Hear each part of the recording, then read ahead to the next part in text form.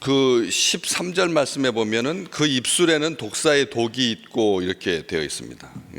입술에 독이 있지 않다고 어저께 말씀드렸습니다. 이빨에 독이 있지. 독사의 독은 이빨에 독이 있지 입술에는 없습니다. 입술은 이빨보다 훨씬 더 부드럽습니다. 그런데도 그 입술에 독사의 독이 묻어 있다라고 하는 말은 굉장히 미혹하는 악한 이 영이 사람들을 미혹하면 그 입술에 이 독사의 독이 있고, 그리고 그 입에는 저주와 악독이 가득하다. 순서를 보자면 우리 13, 14절 말씀을 토대로 봤을 때 우리 인간의 이 두 머리 부분 볼 때 목구멍, 그 다음에 혀, 그 다음에 입, 그리고 입술, 이게 순서죠. 순서 만약 속에서부터 지금 순서가 시작할 때 목구멍, 혀 이렇게 나오고 있으니까 목구멍, 혀, 그리고 이 입, 그리고 바깥에가 입술이잖아요. 입을 보호하고 있는 것이 입술이니까. 그래서 입술이 맨 마지막인데 그 반대가 이게 마지막 부분만 바뀌어 있습니다. 입술이 먼저 나오고 그 다음에 입이 나오고 있는 거죠. 원래 이렇게 순서대로 하는 게 상식적인데 이게 뒤집어져 있습니다. 입술이 먼저 나와 있습니다. 입술하고 입의 차이가 뭘까요? 입술하고 입의 차이. 입술은 소화기관의 관문입니다. 여기서부터 시작되는 거죠. 여기서부터 이제 시작이 돼서 속에서 다 소화되고 밖으로 배출되는 것이 소화의 과정인데 그 소화기관의 출발점이 입술입니다. 그래 그 다음이 바로 입인 거죠. 입술하고 입하고는 아주 간발의 차이인데 그 차이가 있는 거죠. 입술의 관문이고 이게 닫혀서 밀폐해 가지고 음식을 섭취하는 역할을 하는 게 입술입니다. 입술이 열린 채로도 음식을 먹을 수가 있죠. 그렇지만 보통 사람들은 닫고 먹지, 열린 채 열려서 먹는다라고 하면 개걸스럽다라고 하는 표현을 쓰고 천박하게 여깁니다. 입술이 닫혀 있어야 음식이 흘리지 아니하고 잘 씹어서 소화할 수가 있으니까 이게 아무것도 아닌 것 같아도 입술이 없이 한번 생각해 보시죠. 입술이 없이 입이다라고 생각하면 얼마나 흉하겠습니까? 하나님이 얼마나 디테일하신 분인지 모든 짐승에게 다 입술이 있습니다. 포유류 동물은 다 입술이 있습니다. 그런데 그 입술이 그런 역할을 하고요. 또 발음에 굉장히 지대한 영향을 끼칩니다. 입술이 없으면 발음이 안 됩니다. 한번 해보십시오. 입술이 없이 어떤 것을 발음한다라고 하는 것이 이게 입술이 있어서 발음을 이렇게 모아주는 거. 그래서 이 순경음, 다시 말하면 입술을 사용하는 발음들, 비읍, 피읍 이러한 것들은 이 입술이 없으면 발음이 안 나오는 겁니다. 비슷하게는 나와도 확실하게 얼버무리게 된다는 거죠. 그만큼 입술의 역할은 크고요. 또 제일 중요한 거죠. 입술의 역할은 감정을 표현한다는 거죠. 입술이 감정을 표현합니다. 그래서 그 신체적인 부위 중에서 가장 예민한 부분이 바로 입술인데 피부가 얇아가지고 혈관이 비쳐서 입술은 빨갛게 보이는 겁니다. 그러니까 우리 신체 중에서 색깔이 있는 부분은 입술입니다. 이게 한번 생각해 보시죠. 몸뚱아리가 다 있는데 머리는 까만색이죠. 까만색은 색이 아닙니다. 흰색하고 까만색은 색이라고 하지 않습니다. 그렇기 때문에 이 유채색, 그러니까 색깔이 있는 부분은 유일하게 입술이라고 하는 거죠. 그래서 성경에는 이게 감정적인 부분을 넘어서게 되는 거죠. 바로 입술의 열매라고 하니까요. 찬송을 입술의 열매라고 하는 것. 입술의 열매, 하나님을 찬송하고 하나님을 고백하고 하나님께 기도하는 아주 중요한 수단이 바로 입술인 거죠. 그래서 그런 입술과 입의 차이가 있는데 또 안타까운 것은 우리 신체 중에서 노화의 영향을 가장 먼저 받는 것이 입술입니다. 어디가 제일 먼저 노화의 영향을 받을 것 같습니까? 우리 신체 중에서 바로 입술이 신체 중에서 가장 먼저 영향을 받습니다. 사진에 보시면 아시겠지만 다른 부분은 노화의 영향이 그렇게 급하지 않은데 입술은 가장 먼저 영향을 받습니다. 민감한 부위인데 오늘 성경 말씀에 보면 그 혀로는 속임을 일삼고 그 입술에는 독사의 독이 있고 14절, 오늘 14절 말씀인데 각주가 앞에 붙어 있습니다. 리을에 이 14절 말씀, 그 입에는 저주와 악독이 가득하다라고 하는 이 표현은 시편 100 몇 편에 있죠? 시편 10편 7절.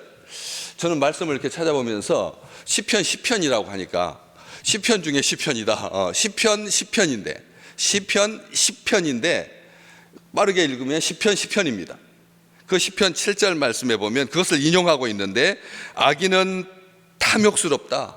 악인은 교만하다. 악인은 하나님이 없다고 한다. 탐욕스럽고 교만하고 하나님이 없다고 하는데 그 사람의 특징이 뭐냐? 가장 먼저 그 악한 사람, 악인, 하나님이 없다고 하는 사람, 이런 사람들은 그 입에는 저주와 거짓과 포악이 충만하다. 아멘. 악한 사람들은 저주하고 거짓말로 말하고 그리고 아주 포악 거칠다는 거죠. 악한 사람들의 입속에 뭐가 들어있다고요?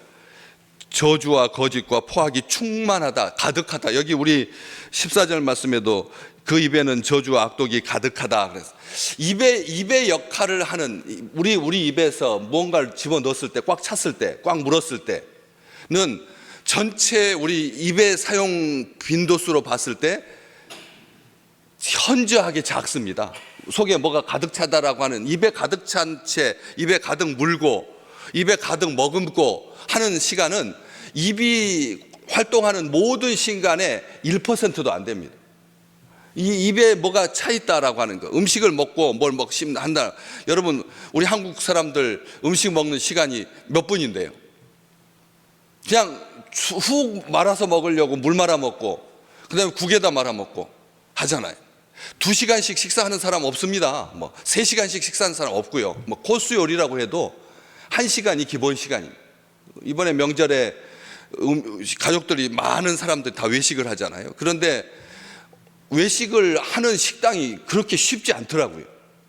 식당이 쉽지 않아요. 간신히 겨우 식당을 예약해가지고 3대가 모여서 4대가 모여서 식사를 하는데 한 17명, 20명 이렇게 식사를 하는데 시간을 딱딱딱 잘라줘요. 무한정 식사하지 않게 합니다. 11시에 식사하고 12시 반에 식사하고 12시에 식사 1시간 단위로 쪼개준다니까요. 그 코스 요리가 나오는데도 시간을 그렇게 쪼개주잖아요. 그런 것처럼 우리가 아무리 하루에 입에다가 뭘 머금고 있는 시간이 많다고 해도 현저하게 작은 거다는 거죠. 입은 평상시 뭐 하고 있습니까? 비어 있어야 되잖아요. 입은 비어 있습니다. 입은 비어 있습니다. 입에 뭘 채우지 않습니다. 물고 있는 시간은 별로 없습니다. 그렇기 때문에 그 입에는 저주와 거짓과 포악이 충만하고 그 혀 밑에는 잔해와 죄악이 있나이다. 정말 우리가 고백해야 됩니다. 이 비어있는 시간인 것 같은데 그렇잖아요. 평상시는 왜 비어둬야 합니다. 비어 있어야 합니다. 코로 숨쉬기 힘들 때, 정신이 혼미해졌을 때 급하게 숨을 들여 마시려면 속에 이물질이 있어서는 안 되는 거죠. 그래서 물에서 끄집어내 가지고 인공호흡 할 때 제일 먼저 하는 게 뭔데요? 고개를 옆으로 돌려 가지고 이물질을 제거하는 겁니다. 천장으로 이렇게 두고 인공호흡을 하는 게 아니라 제일 먼저 물에서 의식이 없을 때, 물에서 건져냈을 때 사람을 어떻게 한다고요? 옆으로 고개를 돌려가지고 이물질을 제거한다니까. 입에 뭐가 있어서는 안 된다는 겁니다. 더러워서가 아닙니다. 목구멍을 막으면 큰일 나기 때문에. 그래서 비워둬야 되죠. 의식을 잃고 물에서 건져냈을 때 그럽니다. 비어 있어야지 살 수 있다는 말입니다. 입에다 뭐 물고 있어서는 안 된다는 거죠. 입에다 뭘 자꾸 악한 영이 입에다 자꾸 뭘 넣어주려고 하는데 입에 비어 있어야 되는 거죠. 그렇기 때문에 그 혀 밑에 숨겨져 있는 겁니다. 잔해와 죄악이 있나이다. 시편에 그 부분이 나옵니다. 시편 7절 말씀에 기록되어 있습니다. 혀 밑에 잔해와 죄악. 잔해라고 하는 말 무슨 뜻일까요? 잔해라고 하는 말이 삼풍백화점 무너졌을 때 잔해 속에서 40일 만에 청년을 꺼냈다. 골든타임이 훨씬 5배나 지났는데도 그 살아나온 그 청년으로 인하여서 온 사회가, 대한민국이 얼마나 숨을 쉬기 시작했는데, 그렇잖아요. 그 세월호에 갇혀있던 그 아이들이 이 시랜드에서 그런 사고를 보면서 그 잔해 속에서 사람을 끄집어내잖아요. 이번에도 뭐 그 탑 석탄 발전소 그 탑 잔해 속에서 사람을 꺼낸, 그런 거 지금 잔해라고 하는 것이 부서지고 못 쓰게 된 그런 혹독한 남긴 흔적들, 사고 현장의 파편, 타다 남은 뼈, 부스러기, 찌꺼기, 이게 잔해잖아요. 잔해라고 하는 말이 한문으로 여러 가지가 나옵니다. 잔혹하게 사람을 해치는 것도 잔해지만, 우리 사회에서 잔해라고 할 때는 주로 그런 거잖아요. 그렇기 때문에 이 잔해와 죄악이 있다. 혀 밑에. 혀 밑에가 뭐가 있어야 되는데, 혀 밑에다가 숨기고 있는 게 뭔데요? 거기 모질게 굴고 해치는 것이 혀 밑에 달려있다는 거예요. 그러니까 이게 저주, 악독. 하나님께서 우리에게 입술과 입과 혀를 주신 것은 그걸 통해 가지고 뭐 하라고요? 믿음의 말 하라고, 복된 말 하라고, 사람을 살리는 말 하라고, 축복의 말 하라고, 기도하고 찬송하라고 주셨는데, 그것을 파괴의 도구로 사용하는 것, 이것은 하나님을 모독하는 겁니다. 하나님이 우리에게 이 구강구조를 주신 것은 단순하게 먹고 마시라고 주신 게 아니라는 거예요. 우리 주님 말씀하시잖아요. 무엇을 먹을까, 무엇을 마실까 염려하지 마라. 입술은 그걸 위해서 존재하지 않는다. 그 입술은 그렇게 예민한 부분인데, 그렇게 섬세한 부분인데, 그렇게 감정을 표현하는 부분인데, 그렇게 하나님을 찬송하라고 주신 그런 구조인데, 그게 파괴적이어서는 안 된다. 원망과 불평하는 데 써서는 안 된다. 부정적으로 사용돼서는 안 된다. 비난하고 악평하지 마라. 비난하고 악평하지 마라. 사람 보면 늘 투덜이, 매사에 투덜, 매사에 불평, 매사에 원망, 말끝마다, 말 한마디마다 다 남탓다. 자기 책임 없다고 말. 그래서는 안 된다라고 하는 거죠. 쓴소리 하지 마라. 잔소리 하지 마라. 명절에 제1원칙, 후손들에게, 자녀들에게, 가족들에게 제발 잔소리 좀 그만해라. 잔소리 그만해라. 연봉이 얼마냐, 언제 결혼할 거냐, 너만 남았다, 그런 말 해서는 안 된다. 우리 명절 전에 우리 말씀 하나님께서 우리에게 주셨잖아요. 그런 것처럼 소망의 말해야 되고, 사랑의 말해야 되고, 격려하고 칭찬하고, 그리고 위로하고 기도하고 찬송하시기를 주의 이름으로 축복합니다. 그게 우리의 본분이라는 거죠. 우리의 본분입니다. 다른 것들로 그렇게 하는 것이 아니라, 그 입술, 이것은 더 놀라운 것은, 우리의 입술은 기도하고 찬송하고 고백하고 죄를 자백하고 하는 데도 쓰이지만, 따라서 해볼까요? 선포하는 데 쓰인다. 선언하는 데 쓰인다. 증언하는 데 쓰인다. 아멘. 우리의 입술은 단순하게 그냥 고백으로 끝나는 게 아니라 선언하고 선포하고 증언하는 데서. 여리고성이 어떻게 무너졌죠? 여리고성이 어떻게 무너졌습니까? 아무 말 하지 않았습니다. 엿새 동안은 아무 말 하지 않았습니다. 그냥 한 바퀴씩만 돌았습니다, 성을. 그 당시에 이 지구상에 가장 오래된 도시, 가장 완벽한 도시, 벽과 벽 사이에 사람이 거주할 만큼 그 기생 라합이 거기서 살았잖아요. 그러니까 벽과 벽 사이에 살았잖아요. 그만큼 넓은, 그냥 강력한 그런 성이었습니다. 게다가 그냥 이 지평에 있던 성이 아니라, 무너지면 다시 세우고 무너지면 다시 세우고, 왜냐면 거기가 지진대여가지고 무너지면 다시 세우고 다시 하면서 그냥 폐허 위에다 싸우고 하다 보니까 어떻게 해요? 나중에는 점점 올라가. 원래는 물보다 270m 아래 도시였잖아요. 그런데 오랜 세월, 10,000년 전부터 거기가 도시였으니까, 거기가 정말 따뜻하고 습기도 많고, 다른 데는 다 말라 있는데 엘리야의 샘에서 물이 솟아나오고, 그런 곳이었기 때문에 사람으로 풍성풍성 많았던, 정말 관문이었던 그런 곳에 쌓여가지고 성이 위쪽에 있었습니다. 게다가 사람들 못 오더라도 올라오지 못하게, 아예 공격을 접근하지 못하게 회반죽을 아주 매끄럽게 발라가지고 다 미끄러져서 못 올라가는, 허락해 주지 않으면 올라올 수 없는, 들어갈 수 없는 그런 강력한 성이었잖아요. 그런데 침묵하라고 해서 하나님께서 아무 소리도 내지 마라. 200만 명이 1000명이 돈 게 아닙니다. 이스라엘 백성 전체가 다 돌았는데, 전체가 여리고성, 그게 얼마나 종합운동장만큼 큰 거대한 서울시의 반 정도 되는 게 아닙니다. 그 자그마한 땅을, 자그마한 성을, 여리고성 그렇게 크지 않습니다. 10,000명 살면 꽉 차는 성입니다. 거기 주위를 도는데 그렇게 많은 사람들이 얘들까지 다 있는데, 어린아이들까지 다 안고 있는데 아무 소리 내지 못하게 해요. 그런데 언제요? 7일째 되는 날, 마지막 날, 제사장 7명이 큰 불, 양각나팔을 큰 소리로 불고 해. 큰 소리로 불고 뭐 하라고 했습니까? 하나님이 소리를 지르라고 했거든요. 거기 그렇게 나왔잖아요. 다 큰 소리로 외쳐 부르라. 예.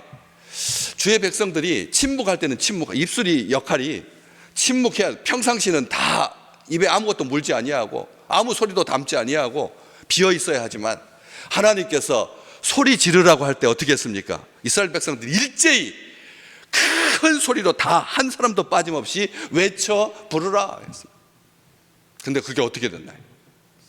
여리고성이 안에서 바깥으로 무너졌습니다. 이 지구상에서 성이 폐허가 되는 모든 성들을 다 조사해 보면 어떻게 돼 있죠?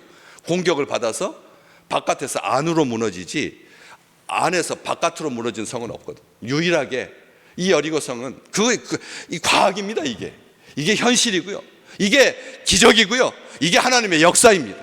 우리 하나님은 일하십니다. 누가 뭐 할 때요? 이스라엘 백성들이 하나님의 말씀에 순종하여 침묵하라고 할 때 침묵하고, 소리 지르라고 할 때 소리 질렀을 때, 이 세상에 그 어떠한 견고한 성도 다 무너질 줄로 믿습니다. 우리 앞에 철옹성 같이 그렇게 버티고 서 있는 성도 소리 지를 때 다 무너졌다니까.